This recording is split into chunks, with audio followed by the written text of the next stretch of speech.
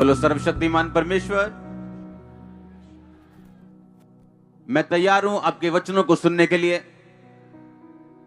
उन्हें ग्रहण करने के लिए। मैं तैयार हूं। मैं अपने दिल को खोलता हूं, इसे ग्रहण करने योग्य बनाता हूं। आज जो कुछ मैं सुनूं, मैं 100 गुना फलों को लेके आऊं। अंधकार की शक्तियां इन वचनों को चुरा ना सके। आज जितने काम मैं आपके देखूं, मैं उन्हें स्वीकार करूं। प्रभु यीशु मसीह के सामर्थ्य नाम में हम मांगते हैं, आमीन। ऊंचा आशीष ऊंचे तारीफ करो, जोर से जोर से जोर से। स्वागत है जीवित परमेश्वर की जीवित हजूरी में, आमीन।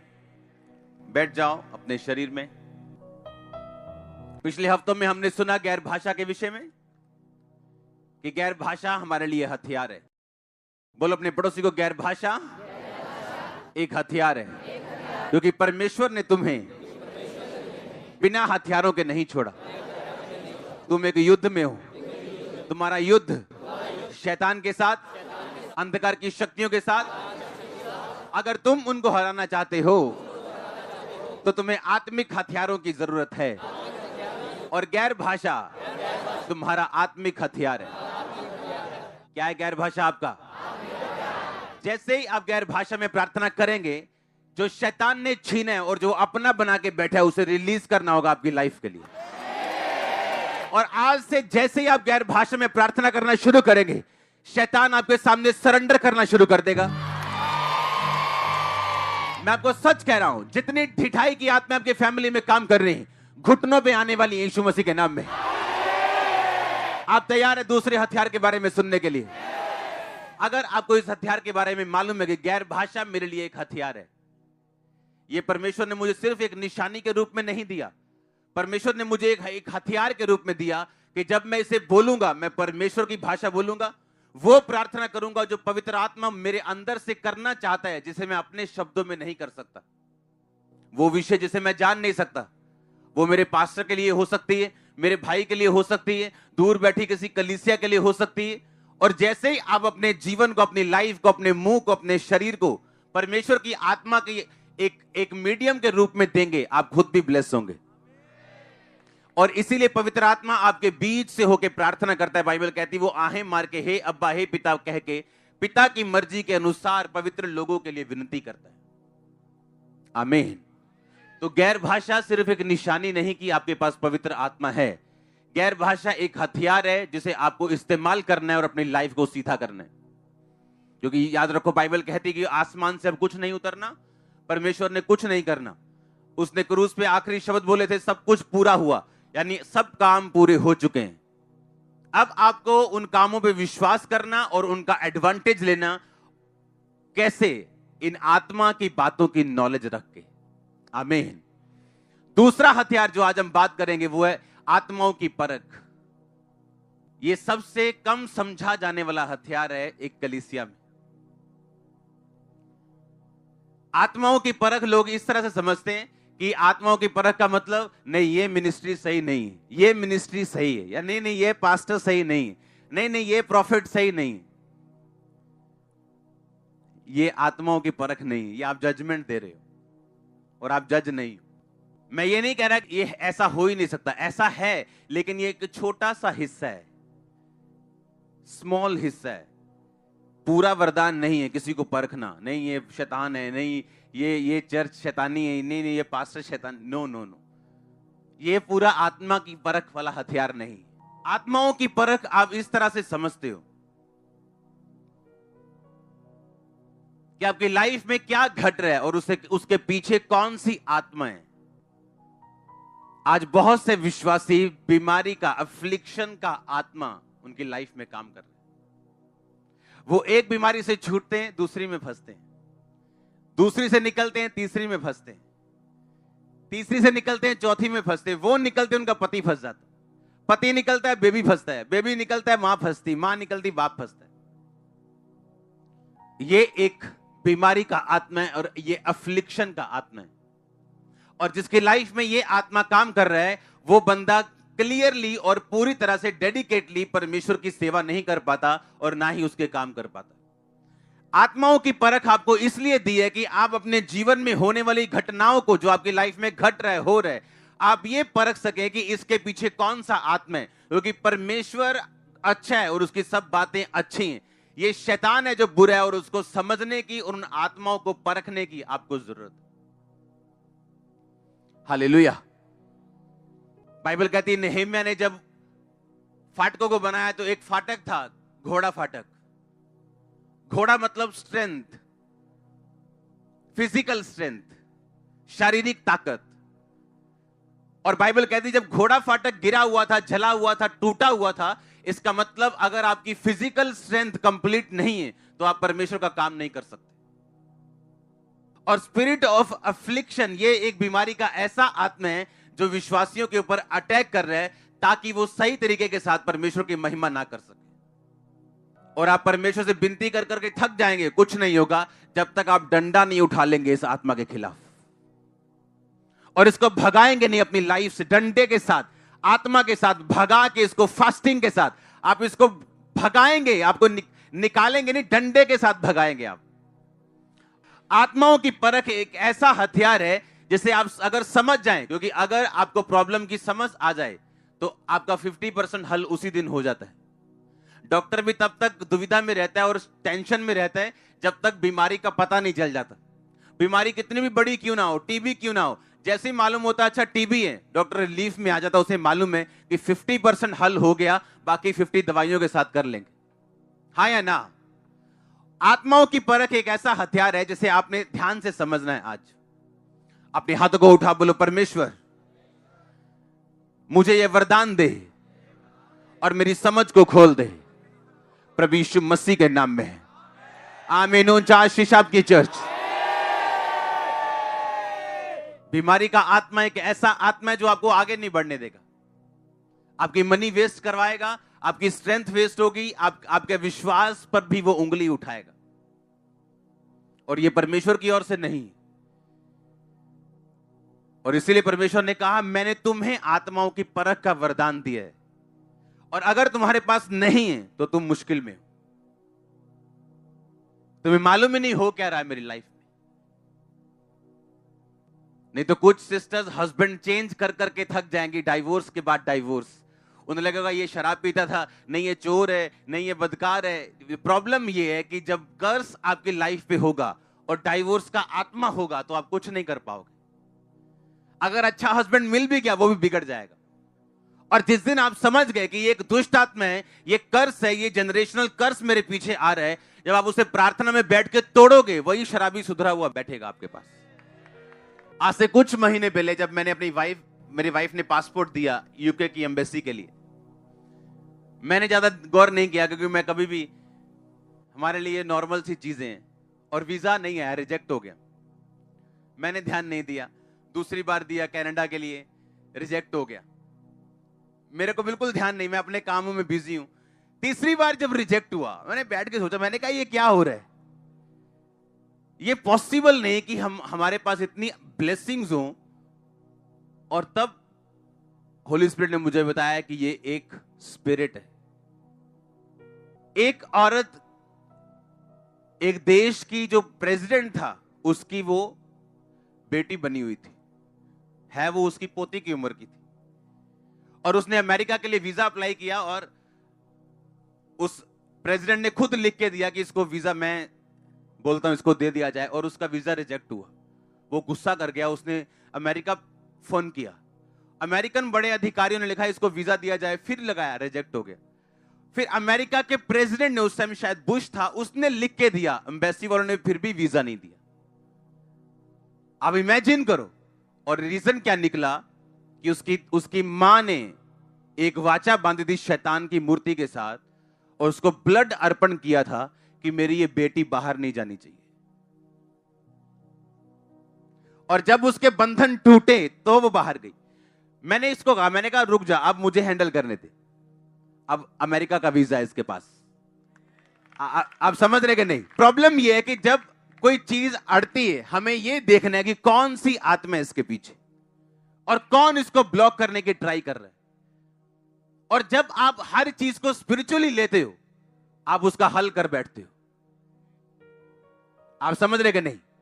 शैतान यह चाहता है कि आप शर्मिंदा रहें।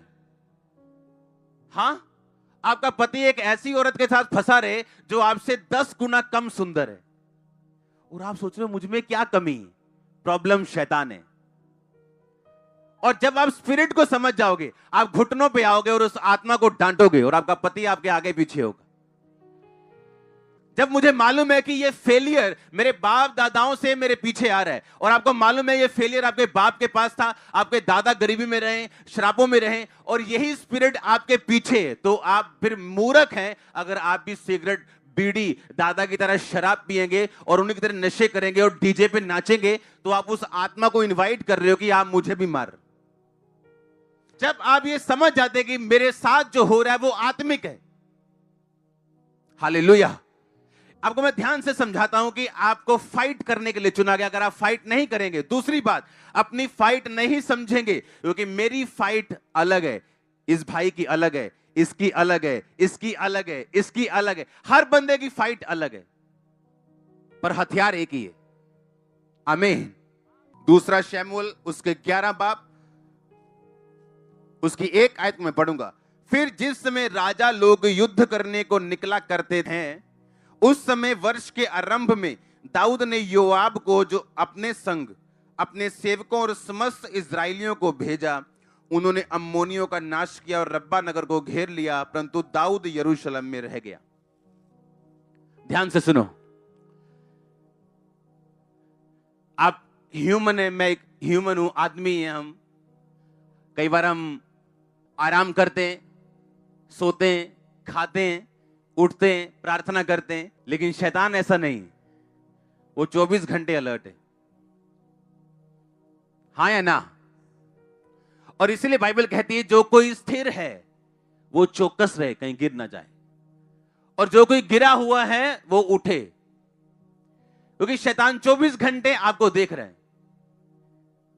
क्योंकि बाइबल कहती है व्यभिचार की एक आत्मा है जो आपके पीछे रहती और आपको मालूम नहीं। अगर वो आपको अकेले में उसने आपको घेर लिया, तो आप फाइटर नहीं हो, आप वॉरियर नहीं हो, आप उसके हाथों में हो। आप जो कुछ होगा वो आपके आने वाला टाइम शैतान डिसाइड करेगा आप कहां जाएंगे। क्योंकि बाइबल कहती है जो जिससे हार जाता है उसका दास बन जाता है। आप व्यभिचार से हार गए हो, उसके दास बन गए हो, अब आप उसके नौकर हो। वो डिसाइड करेगा आप कहां जाओगे। आप डिसाइड नहीं करोगे कि आप इंग्लैंड जाओगे कि अमेरिका जाओगे, वो डिसाइड करेगा आप कहां जाओगे।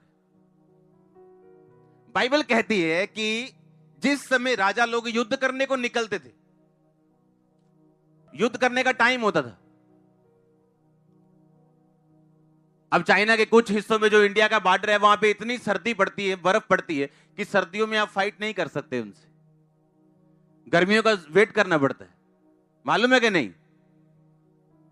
यह भी एक टाइम था। लिखा जिस टाइम राजा लोग युद्ध करने के लिए निकलते थे, उस समय दाऊद ने अपने सेनापति को भेजा, जाओ युद्ध कर। लिखा परंतु दाऊद यरूशलेम में रह गया। लास्ट में क्या लिखा? परंतु। परंतु शब्द तब आता है जब आपने कुछ अलग काम कर दिया हो। कि मैं 10 साल से हर साल इजराइल जाता हूं, परंतु इस साल में नहीं गया। हां, परंतु तब आता है जब आपने कुछ चेंज कर दिया हो, कुछ बदल दिया हो, कुछ अलग डिसीजन लिया हो। लिखा जब सब राजा लोग युद्ध करने को जाते थे तो लिखा दाऊद यरूशलेम, परंतु दाऊद यरूशलेम में रह गया। जिस टाइम फाइट करने का टाइम था उस टाइम वो यरूशलेम में रह गया। जो लड़ने का टाइम था वो रिलैक्स करने में बिता दिया, और उसी सांझ को वो बैतशेबा को देख के पाप में फंसा और व्यभिचार में चला गया। आज कौन सी कलीसिया फंसी है? जब फाइट करने का टाइम है, जब मॉर्निंग प्रेयर करने का टाइम है, जब इवनिंग प्रेयर करने का टाइम है, आपको टीवी ने घेरा हुआ है, प्रोग्राम्स ने घेरा हुआ है, बच्चों ने घेरा हुआ है, काम ने घेरा हुआ है, और फिर आप ये डिसाइड नहीं कर सकते कि आप कहां जाएंगे, क्योंकि वो शैतान बताएगा फिर आप कहां जाएंगे। लिखा उस शाम को दाऊद अपनी छत पे टहल रहा था और उसने बैतशेबा को देखा। वो उसे औरत सुंदर लगी, उसने पूछवाया ये वो उसी की पत्नी है? कहते हाँ। कहते इसको लेके आओ। और लिखा उस रात वो उसके साथ सोया और वो गर्भवती हुई। और परमेश्वर ने उसको सजा दी, उसको पनिश किया। जहां से दाऊद निकला था, जिन पहाड़ों पे नंगे पैर वो काम करता था, राजा बनने के बाद उन्हीं पहाड़ों पे उसे नंगे पैर फिर से भटकना पड़ा। शैतान एक ऐसी चीज है, जहां से आप निकले हो वहीं से आपको हमेशा खींचता है। वो हमेशा उसकी ट्राई रहती आपको उसी पोजीशन पे लेके जाना, क्योंकि वो हायर पोजीशन से नफरत करता है, क्योंकि वो उस पोजीशन से गिरा हुआ है और उसकी ये जिद है कि मैं भी उस पोजीशन पे किसी को पहुंचने नहीं दूंगा। जैसे विश्वासी जाने की कोशिश करेगा, जैसे मैं गिरा हूं, मैं उसको गिराऊंगा। और बाइबल कहती है जिस समय राजा युद्ध करने को जाते थे, उस समय दाऊद रिलैक्स कर रहा था, छत के ऊपर टहल रहा था आराम से। जब आपको मालूम है ये 40 फास्टिंग का टाइम है, ये 40 रोजे रखने का टाइम है, ये 10 रोजे रखने का टाइम है, ये 6 घंटे प्रार्थना करने का टाइम है, तो आप किसी पिक्चर को देखने के लिए नहीं जा सकते। आप समझ रहे हो कि नहीं? आपको मालूम है आपकी लाइफ फाइट के अंदर है, शैतान आप पे अटैक कर रहा है, आपको आगे बढ़ना है, आपको टेस्टिमनी बनानी है, आप रिलैक्स नहीं कर सकते। आपको स्पिरिचुअली माइंडेड होना है, आपको सोचना है कहां कमी, कहां प्रेयर की कमी, कहां फास्टिंग की कमी, कहां पवित्रता में कमी, ताकि आप उस टाइम जब आपका लड़ने का टाइम है, आप रिलैक्स ना कर रहे हो। हालेलुया। आप घूमने के लिए शिमला जा सकते हो, पर उसी टाइम आप 6 घंटे प्रार्थना में भी रह सकते हो। परमेश्वर शारीरिक आराम को मना नहीं कर रहा, वो उस रिलैक्स की बात कर रहा है जब हम परमेश्वर से ध्यान हटा के संसारिक चीजों में अपना रिलैक्स ढूंढने की कोशिश करते हैं। आपको अपनी लाइफ के लिए सीरियस होना है, क्योंकि शैतान आपके पीछे है, वो आपको देख रहा है, आपकी कमियों को देख रहा है, कहां फंस सकते हैं वो वहां देख रहा है। कुछ लोग व्यभिचार में नहीं फंसते, पैसों में फंस जाते हैं। कुछ पैसों में नहीं फंसते, व्यभिचार में फंस जाते हैं। हालेलुया। आप जानते हैं शैतान आपको जब एक हाथ से मीठा देता है, दूसरे हाथ से वो चीजों को लेता है जिससे आपकी लाइफ, जिस पर आपकी लाइफ डिपेंड करती है। शैतान के साथ किया गया कोई भी सौदा फायदे का नहीं। 2 मिनट के लिए एंजॉय का हो सकता है, पर फायदे का नहीं। कोई भी उसके साथ सौदा घाटे का है। वो कितना भी सुंदर क्यों ना हो, वो घाटे का है। आज से कुछ साल पहले जब हम ये चर्च, ये वाली जगह ले रहे थे, साथ की कुछ जगहें ले रहे थे कि कल को जब हमने भवन अंदर बनाना है तो हम बाहर बैठ सकें आराम से अपनी जगह पे, पार्किंग के लिए जगह हो, सब कुछ हो। तो जो लड़के जो टीम में थे, वो लोगों के साथ बात कर रहे थे कि ये वाली जमीन हमें चाहिए, रेट तय करते थे। और उनमें से एक लड़के ने जमीन में से दूसरे से कमीशन खा ली। इमेजिन करो। और मेरे एक रिश्तेदार को मालूम हो गया और उसने कहा यार तेरे साथ जो लोग हैं, तेरे साथ रहने खड़े रहने वाले, वो कमीशनें खाते हैं। मुझे बहुत बुरा लगा। मैंने कहा ऐसा तो हो नहीं सकता, क्योंकि मेरे पास जो लोग हैं, अगर वो व्यभिचार में, अगर चोरी में, तो मेरे साथ खड़े नहीं रह सकते। वो फायर होंगे और कभी वापस नहीं आएंगे यहां। और जब सब इंक्वायरी हुई तो उसे निकालना पड़ा। और उसे मालूम नहीं था, उससे कुछ दिन पहले मैंने एक टीम मेंबर को गाड़ी दी थी, 8 लाख रुपए की गिफ्ट। और मैं 2 गाड़ियां लेने वाला था और दूसरी गाड़ी उसके लिए थी, और होली स्पिरिट ने मुझे मना कर दिया था। और मुझे तब कारण मालूम नहीं था। मैंने कहा शायद होली स्पिरिट इसको 2 महीने बाद देगा या बाद में परमेश्वर से देने के लिए बोलेगा। लेकिन कुछ महीनों में उसका वो सारे स्कैंडल, उसके सब जो क्या बोलते हैं भ्रष्टाचार, हाँ, वो उसका निकल के आया। और जब वो उस 40,000 की चोरी कर रहा होगा, उसे ये मालूम नहीं था कि कोई ऊपर बैठा स्वर्ग में तेरी 8 लाख की गाड़ी रोक रहा है। उसे लग रहा ले अभी पर यहां जेबा अंदर का पता लगना। और मेरा हिसाब शुरू से था, जो है वो मुंह पे रखो। मैं जो यहाँ पुलपेट पे हूं, मेरी फैमिली जानती है वो मैं आपके बीच में हूं। अगर मैं घर पे वो नहीं हूं तो मैं आपके सामने वो नहीं। और ऐसी मिनिस्ट्री, ऐसे लोगों को परमेश्वर लाइक करता। हालेलुया। क्योंकि मैंने देखा लोगों को पुलपेट से बड़ी बड़ी बातें करते हुए, और फैमिली उनकी कुछ और सोचती है उनके बारे में। हालेलुया। अगर आपकी फैमिली आपकी फैन नहीं है तो अभी आप प्रभु में चले नहीं। अगर नहीं है तो बनाओ उसे अपनी ब्लेसिंग से, फायर से, आग से। पास्टर्स के फैमिली अगर छोटी छोटी ब्लेसिंग्स के लिए तरसेगी, वो पास्टर के उस खुदा की पूजा कभी नहीं करेगी। पर उस पास्टर की फैमिली जब देखती है कि हमारे फादर के कारण हमें दुनिया घूमने का मौका मिल रहा है, अभी हम पैदा भी पूरी तरह से नहीं हुए, तो वो बोलेगी नहीं, जिसको तुम मानते हैं वो जीवित खुदा है और वही हमारा खुदा है। हालेलुया।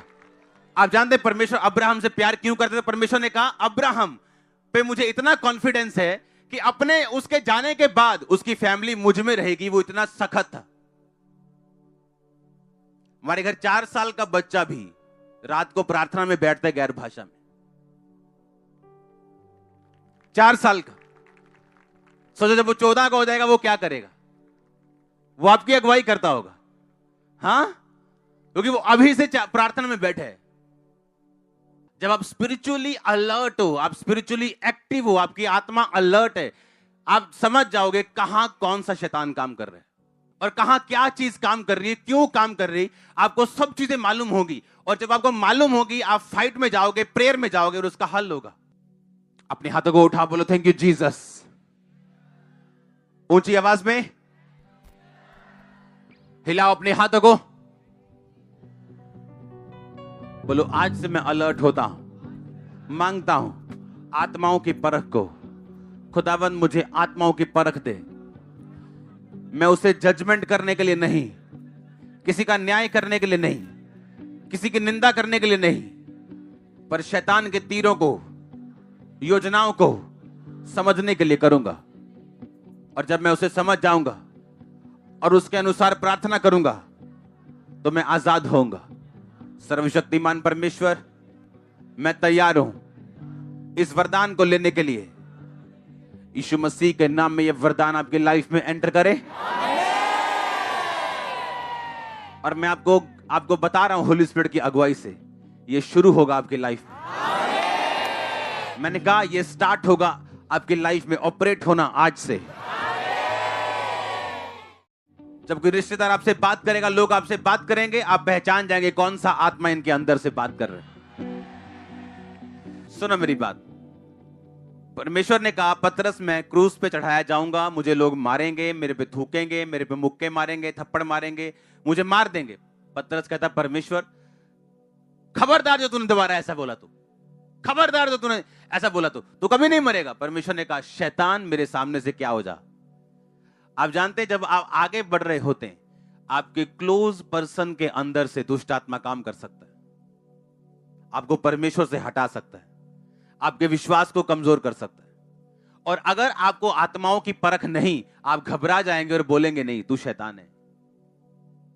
उस पतरस को जिसको 5 मिनट पहले प्रभु यीशु मसीह ये कह रहे थे कि मैं तेरे पर बड़ी कलीसिया बनाऊंगा, स्वर्ग राज्य की कुंजियां दूंगा, जो तू नीचे खोल देगा ऊपर खुल जाएगा, नीचे बांध देगा ऊपर, उसको चढ़ा दिया था परमेश्वर ने हाई लेवल पे और 5 मिनट बोल दिया तू शैतान है। क्योंकि वो बात पतरस ने नहीं, किसने बोली थी कि तू अपना क्रूस कभी ना उठाए। क्योंकि अगर तू अपना क्रूस उठा लेगा तो मैं गया, उसे मालूम था। जब आत्माओं की परख आपके अंदर होती है, आप अपने बेटे की बात भी परखोगे, अपनी मां की बात भी परखोगे, आप हर बात को देखोगे, परखोगे और आपको मालूम होगा कि ये बात किसने बोली। आपका रिश्तेदार बड़े प्यार से आपके साथ आ रहा है, ओए ओए ओए पोते इतना थोड़ी चर्च जाईदा। आपको भी लग रहा है किन्नी भूआ मेरी किन्नी वधिया गल्लां करदी मेरे नाल। वो भूआ नहीं, वो क्या है? वो शैतान है। भूआ शैतान नहीं, लेकिन उसके पीछे क्या है। और जब आप समझ जाते हैं, आपको मालूम है कि नहीं ये मेरी भूआ नहीं बोल रही, कौन बोल रहा है? क्योंकि परमेश्वर से पीछे करने के लिए इंसान उस दुष्ट आत्मा के द्वारा प्रेरित होकर कह रहे हैं। हालेलुया। क्योंकि आप जब इस विश्वास की वॉक पे, फेथ पे आप चल रहे होते तो शैतान आपको हटाने की कोशिश करता है। बाइबल कहती हनोक परमेश्वर के साथ साथ चलता रहा और एक दिन लोप हो गया, क्योंकि प्रभु ने उसे उठा लिया और उसकी एक गवाही सुनी गई थी कि उसने परमेश्वर को खुश किया। ये आत्माओं की परख जब आपके पास होती, आप खुदा के साथ साथ चलने में आपको ये हेल्प करती। क्योंकि जब रुकावटें आएंगी, दुख और मुसीबतें आएंगी, ये परख आपको बताएगी कि आपको लगातार चलते, अड़े और खड़े रहने। आमीन। आपकी गवाही श्योर है चर्च। मैं आपको एक टेस्टिमनी के साथ ब्लेस करता हूं। आमीन छोटा है इस डिक्लेरेशन के हिसाब। परमेश्वर के वचनों को सुनने के लिए हमारे चैनल को सब्सक्राइब कीजिए और हमारी लेटेस्ट वीडियो सबसे पहले देखने के लिए बेल आइकन को प्रेस कीजिए।